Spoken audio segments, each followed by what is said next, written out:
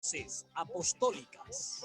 Eres tú, Ignacio, nuestro guía y animador.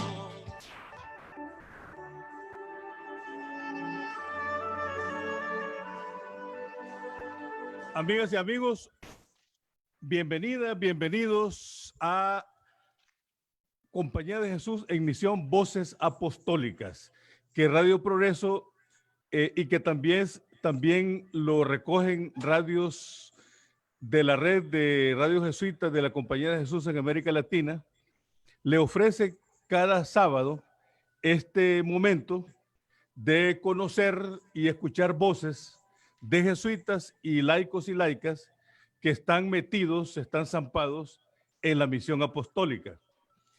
Cada sábado conversamos, platicamos así amenamente con un jesuita, ya sea de Estados Unidos, de Centroamérica, de América Latina, del Caribe o de Europa.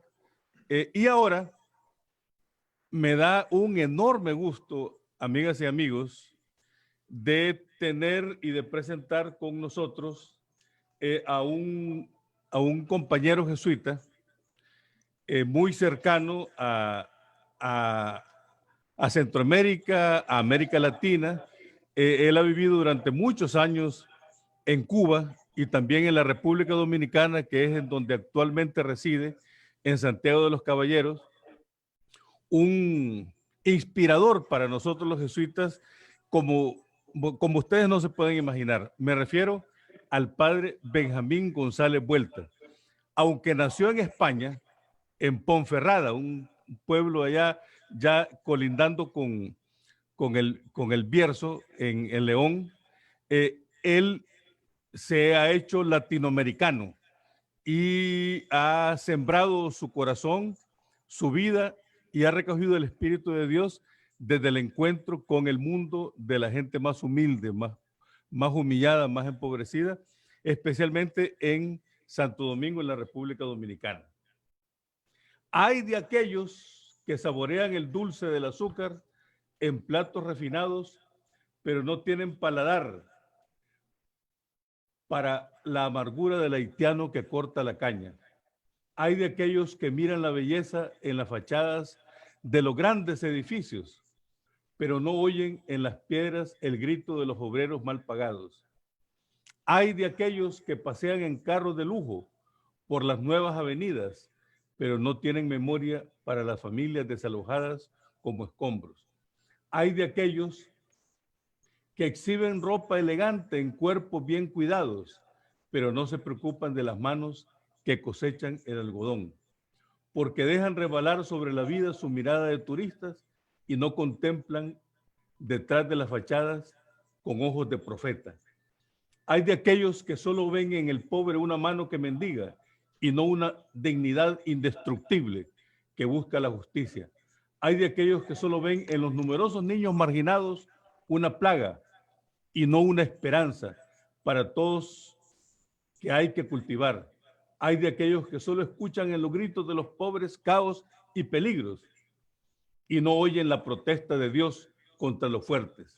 Hay de aquellos que solo contemplan lo sano, bello y poderoso y no esperan salvación de lo más bajo y humillado, porque no podrán contemplar la salvación que brota en el Jesús marginado desde abajo. Benjamín González Vuelta, en uno de los salmos, a propósito de acompañarnos en el libro de los ejercicios espirituales en la primera semana para contemplar el pecado del mundo. Bienvenido querido Benjamín a Compañía de Jesús en Misión Voces Apostólicas. Estás en tu casa, querido Benjamín. Muchas gracias, Melo. Ya solo con verte a ti el rostro ya sé que estoy en mi casa. Qué bonito, qué bonito. Y quiero comenzar con preguntándote, querido Benjamín. Vamos a ver, para los amigos y amigas que nos escuchan, por ejemplo, en México, sé que está Alfredo Cepeda, o está en Lima, está Roberto Jaramillo, para decir nombres, porque hay cantidad de jesuitas y laicos y laicas que nos están escuchando. ¿Quién es Benjamín González Vuelta? ¿De dónde viene? ¿Dónde está actualmente? ¿Y cómo se sitúa Benjamín González Vuelta en estos tiempos turbulentos, querido Benjamín? Bueno, como tú decías, yo nací en España, entré en el noviciado de Salamanca muy joven al terminar el bachillerato. A los 4 meses me mandaron a Cuba para terminar el noviciado allí. Eran la época en que era el triunfo de la revolución. Me tocó ver el comienzo de la revolución que entusiasmaba a todos, y también en esos 2 años pues ya el disenso que había por el giro que había tomado la revolución. A nosotros nos sacaron después a estudiar juniorado a Venezuela, filosofía en Alcalá, magisterio ya en la República Dominicana. Después hice teología en Bélgica y en Lovaina y en Bruselas. Entonces, ahí precisamente en Bruselas, con un grupo de 4 jesuitas que formábamos allá, entramos en un proceso de discernimiento. Nos habían enviado para que preparásemos una pastoral juvenil, pero después del discernimiento terminamos en el barrio más marginado de la República Dominicana. O sea que eso de ponerse a discernir en serio es peligroso, uno no sabe dónde lo puede llevar. Y ese trabajo en los barrios para mí me marcó definitivamente la vida. O sea, estuve solamente 5 o 6 años, después me mandaron de maestro de novicios, pero esos años bastaron para marcarme. Ese es mi principio y fundamento apostólico, está ahí, en esos barrios marginados de Santo Domingo. El principio de fundamento, que es haber descubierto el llamado profundo de Dios para poder vivir y encarnar la espiritualidad de la Compañía de Jesús y el llamado de Dios para vivirlo en el mundo de los pobres. Benjamín, sí. ¿Qué invitaciones sientes que nos hace Dios desde este tiempo tan complejo y cargado de temores, tanto para la iglesia como para la Compañía de Jesús, Benjamín? Sí, yo siento que recogiendo lo que han dicho otros jesuitas, y lo decía mucho a Nicolás, lo decía Colbenval, lo dice también Arturo, el actual general, lo que nos hace falta, yo pienso, es profundidad. Cuando yo digo profundidad, yo entiendo una manera de acercarse a la realidad que no se quede en la superficie. Normalmente nosotros somos invitados por el tipo de cultura en la que vivimos a quedarnos en la superficie. La puerta de entrada de todos los estímulos y sensaciones que se programan hoy en la cultura por las distintas marcas comerciales, marcas políticas, artísticas, deportivas, etc. Las distintas marcas están elaborando constantemente estímulos que entran dentro de nuestros sentidos y se van alojando dentro de nosotros, dentro de esos surcos siempre abiertos de las necesidades reales o artificiales. Algunos de esos estímulos nosotros los podemos captar, nos podemos hacer conscientes de ellos, pero otros muchos no, están estudiados para que entren a través de los sentidos y lleguen a las dimensiones del cerebro donde se alojan, donde se esconden, que es la afectividad profunda e inconsciente. Hoy hay muchos estudios de neurociencia sobre el cerebro y todo eso está muy bien estudiado. Entonces, el peligro para nosotros, o para toda persona, está en que estos estímulos nos lleven a vivir como en la profundidad, como nosotros, en la superficialidad, perdón. Y como nosotros, pues, no somos capaces de bajar hasta la hondura de nosotros mismos y hasta la hondura de la realidad, entonces nos vamos moviendo así, como reaccionando de una forma a veces muy superficial a los desafíos que se nos presentan.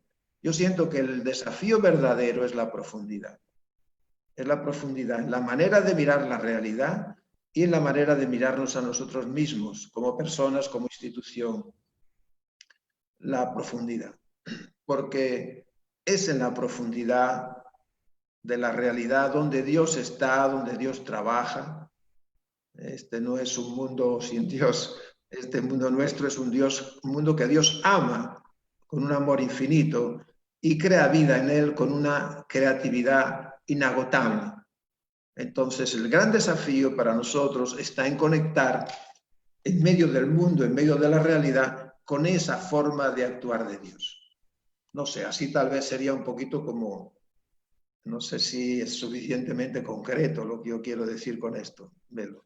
No, está muy claro y para los que trabajamos en medios de comunicación, Benjamín, es una invitación a preguntarnos porque en los medios de comunicación, por ejemplo, Radio Progreso, anda detrás de la noticia, de lo inmediato, tras el apuro de lo que ha ocurrido y de analizar ahora este dato, porque después van a venir nuevos datos que hay que seguir analizando.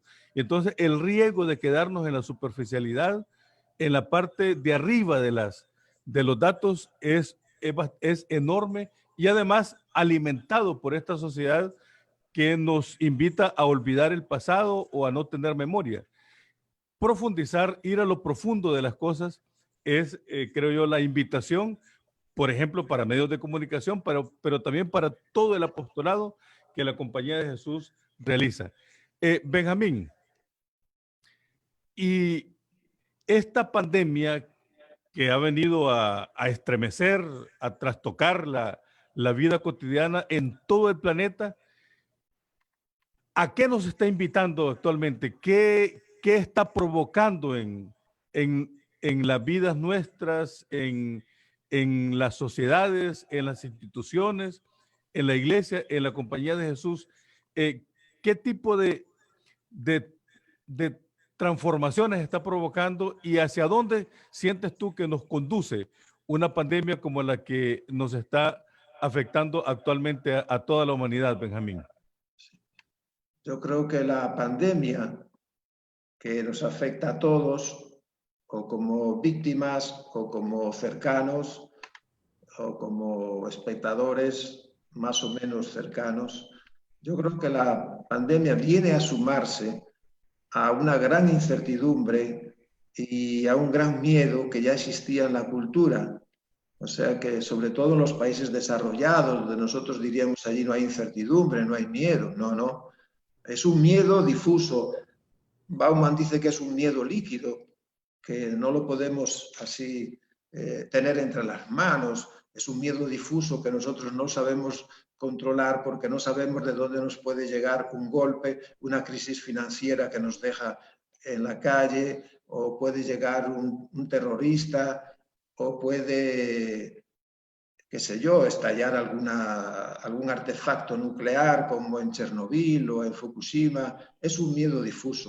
Y por eso es una sociedad donde se multiplican cada día más las cámaras de vigilancia, el control de los ciudadanos. Basta con entrar en el aeropuerto para darse cuenta de la cantidad de filtros y de análisis que le hacen a uno antes de pasar. En las calles están llenas de cámaras, las casas privadas también. Bueno, entonces hay un miedo general, pero este coronavirus ha traído otro miedo mucho más difícil de definir. Ahora poco a poco ya vamos controlando la enfermedad, vamos sabiendo cómo funciona y probablemente ya aparezcan vacunas sólidas, pero nos dice que somos un mundo común. O sea, el virus se extiende por el mundo, estamos todos comunicados y estamos formando una sola realidad. Entonces, yo creo que es una invitación a tener en cuenta primero la fragilidad. Nosotros somos muy frágiles como personas, somos muy vulnerables. Entonces, pero también, y eso es lo más importante de todo, es que en todas las contemplaciones de la realidad, lo que uno tiene que tratar de descubrir es la fortaleza que existe, porque si no nos dejamos deprimir, abrumar, paralizar.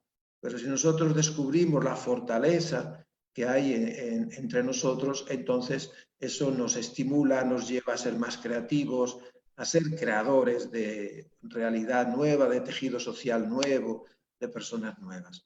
Entonces, de nuevo, vuelvo a decir que yo me preguntaría, a veces me he preguntado, ¿dónde vamos a ir para encontrar esa profundidad? ¿Cómo avanzar en este mundo frágil?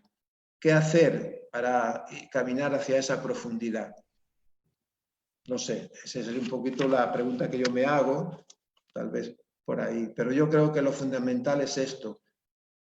El coronavirus nos ha hecho conscientes de que estamos todos unidos, para bien y para mal, y que somos más vulnerables de lo que pensábamos. El virus lo mismo ha llegado hasta un presidente de un país como ha llegado hasta el último ranchito de un barrio. Ha llegado a todas partes. Esto es algo que, bueno, pero han muerto personajes famosos del mundo del arte, de la política, etcétera, y han muerto personajes muy anónimos, ¿no? Pero también en medio de esa enfermedad se ha descubierto la capacidad de solidaridad de muchísima gente. Hay médicos que han muerto tratando de salvar a los enfermos.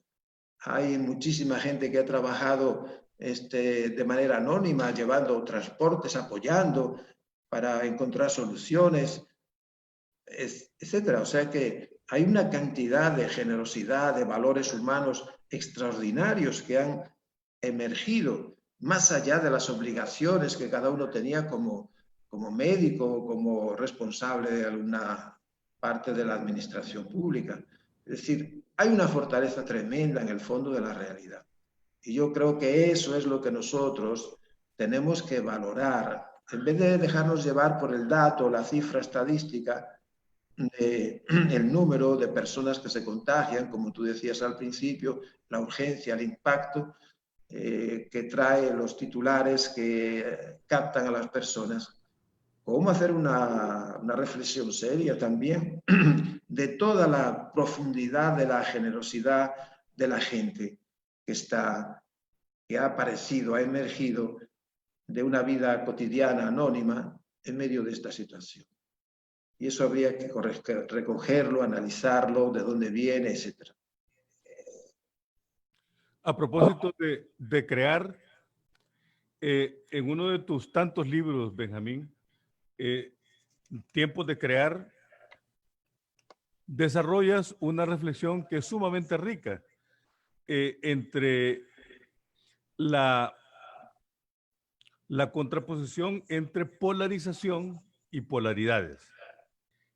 Por ejemplo, una polarización que vivimos en sociedades como las nuestras es entre el mundo de la política de izquierda y de la política de la derecha, o por ejemplo entre la corrupción y la honestidad.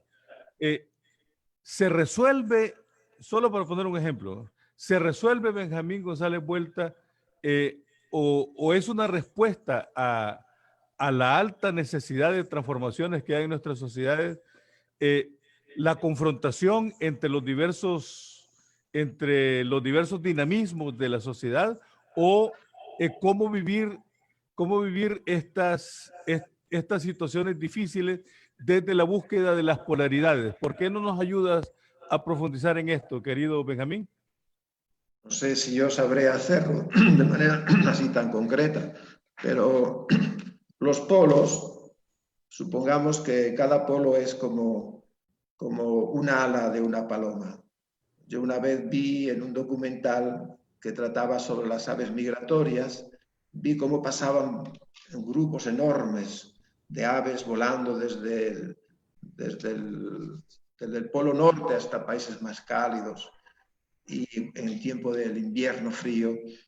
Y entonces encontré ahí, ponía en un momento una de esas grandes aves que estaba en el desierto porque se le había roto un ala y ella cuando veía pasar a todas estas aves y las oía, entonces ella trataba de salir de la situación, pero como solamente tenía un ala, entonces cuanta más vueltas daba, giraba sobre sí misma, pero no podía volar. Para volar tenía que tener bien las dos alas. Entonces yo creo que hay muchas polaridades entre, por ejemplo, los profetas y los sabios, entre la ascética y la mística, entre lo concreto, lo local y lo universal, etc. Hay muchas de esas polaridades y yo supongo que en la vida política también las tiene que haber, en que a mí me parece que lo fundamental es que nos sintamos alas diferentes del mismo pájaro, de la misma paloma, y que se encuentren mecanismos de diálogo, porque a veces hay mecanismos de confrontación que es saber qué ala es la que va a funcionar. Entonces, con un ala sola, ningún pájaro puede volar. Ninguno puede volar. Son como los dos remos de una barca que tienen que remar concertados. Claro, son imágenes que tal vez pueden orientar, pero yo creo que todo lo que sea profundizar el diálogo social, político, todo lo que sea el sentir que todos estamos afectados por los mismos problemas, yo creo que por ahí hay un camino, me parece a mí. La búsqueda de lo distinto y no, Sí. no se resuelve anulando o destruyendo a el otro polo, sino buscando, como tú mismo lo dices, que haya una complementariedad, como las alas de las aves migratorias. Un ejemplo simbólico muy bonito que creo que nos ilumina enormemente. Bueno, amigas y amigos, estamos en Compañía de Jesús en Misión Voces Apostólicas y tenemos con nosotros al padre jesuita Benjamín González Vuelta. Él actualmente reside en el Centro de Espiritualidad de Santiago de los Caballeros en República Dominicana. Después de haber estado cantidad de años en Cuba como formador, de haber estado también en la Dominicana como provincial, como formador, pero sobre todo como una persona en búsqueda de Dios desde el encuentro con este Dios que se abaja entre los pobres. Y este es al Benjamín González Vuelta que hoy tenemos aquí con mucha alegría con nosotros. Benjamín, quisiera que nos ayudaras o que insistas o que nos ayudes a profundizar en las actitudes y valores que nos faltan hoy acentuar en la sociedad que vivimos para abrirnos camino hacia un futuro que sea de las polaridades y no de polarizaciones, Benjamín. Sí. Bueno, para mí a los jesuitas, pero no solo a los jesuitas, sino a todos los que nos movemos en la espiritualidad ignaciana, yo creo que en lo que tenemos que crecer es en lo que sería como una mística de ojos abiertos, o dicho de otra manera, más tradicionalmente y muy profundamente, ser contemplativos en la acción. Es decir, nosotros en este mundo no estamos solos. O sea, Dios está en este mundo, Dios está en esta realidad y no está aquí de vacaciones, sino está permanentemente y está trabajando. Dios trabaja en el fondo del mundo. No es el mundo un lugar que Dios mira desde lejos, como un observador distante y aséptico, sino que Dios está aquí en el centro de la realidad. Y entonces el desafío para nuestra espiritualidad, para nosotros como personas, es encontrarlo. ¿Dónde está? ¿Cómo trabaja? ¿Qué hace? Porque realmente para eso hace falta ir trabajando la mirada, ir trabajando toda la sensibilidad. Yo recuerdo que en la Congregación General 35 se afirmaba, cuando se hablaba de la identidad, se afirmaba que encontrar vida en el fondo de realidades que a veces parecen muertas, descartadas, encontrar vida, la vida de Dios ahí. Este es nuestro desafío. Y ese es un desafío en gran parte contemplativo, también activo, pero es sobre todo contemplativo. Y nuestra cultura no favorece eso, pero nosotros sí debemos favorecerlo. Por eso no me extraña nada, los ejercicios son eso. Y también dice el mismo documento de la Congregación General 35, dice que enseñar a las personas a mirar la realidad para descubrir en ellas esa forma de acción de Dios en cada momento. Es decir, descubrir la novedad de Dios en cada momento, en cada situación. Eso es lo propio nuestro. Eso es lo propio del carisma de la compañía y de los colaboradores que también participan de esta misma espiritualidad. Y en el fondo, pues, esa es la mirada y la sensibilidad que nos van formando los ejercicios, que eso es. Pero los ejercicios no son para vivir fuera del mundo, sino que son para entrar en el mundo, pero lo más profundo de la realidad donde Dios trabaja. ¿Qué es lo nuevo que Dios hace? ¿Qué es lo nuevo que Dios hace? Y cómo nosotros lo acogemos, cómo lo mostramos a la gente para que lo vea. Ese es, yo siento como que es nuestro desafío. Por eso no me extraña nada que entre las preferencias apostólicas se haya puesto el discernimiento y los ejercicios espirituales. Porque es ahí donde nosotros vamos a formar esa sensibilidad espiritual y humana que nos hace capaces de acercarnos a las realidades descartadas, a las realidades que dicen que no tienen nada que hacer, etc. Es necesario que nosotros podamos acercarnos ahí para descubrir ahí cómo Dios trabaja, qué es lo que hace de nuevo. Para mí este es un poco no sé, lo que yo siento sobre esa pregunta, que es difícil, pero tendrá muchas concretizaciones, matizaciones distintas, pero bueno. Yo creo mucho la frase de San Gregorio Nacianceno, que dice que los pobres son nuestros maestros, los humildes son nuestros formadores. Hay muchos grupos sociales que están marginados, pero que han logrado encontrar en el fondo de su marginalidad, han logrado encontrar vida.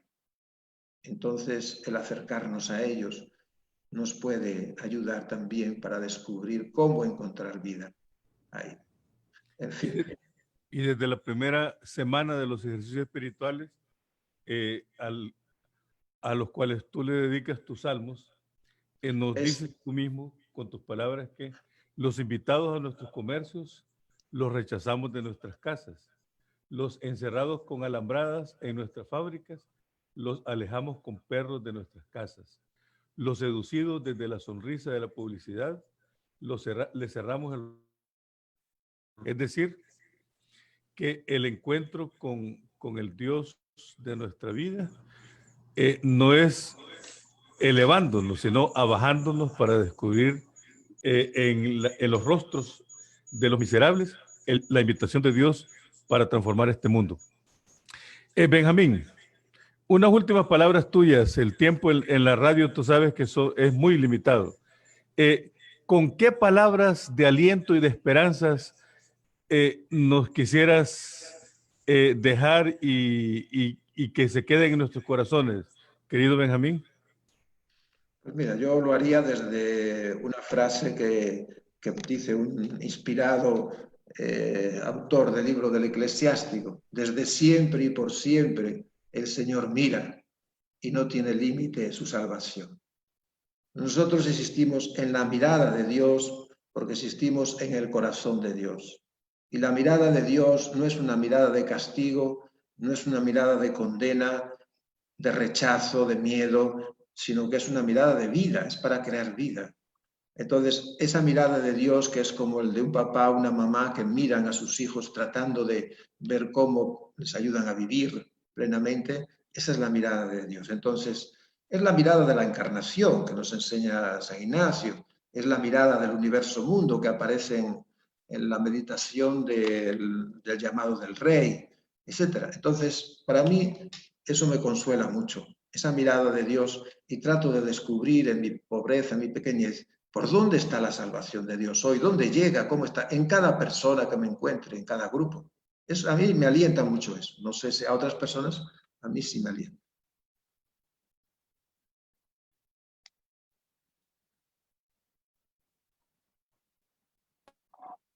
Nuestra frase, son de